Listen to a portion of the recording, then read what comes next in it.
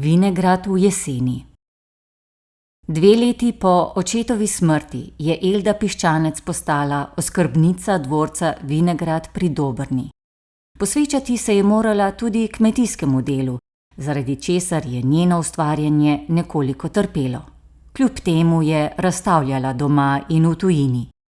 Krajinski motivi so bili stalnica že od začetka njenega slikarskega snovanja. V študijskih letih je bilo slikanje v naravi del akademijskega učnega programa, pozneje pa je iskala motive v slovenski pokrajini.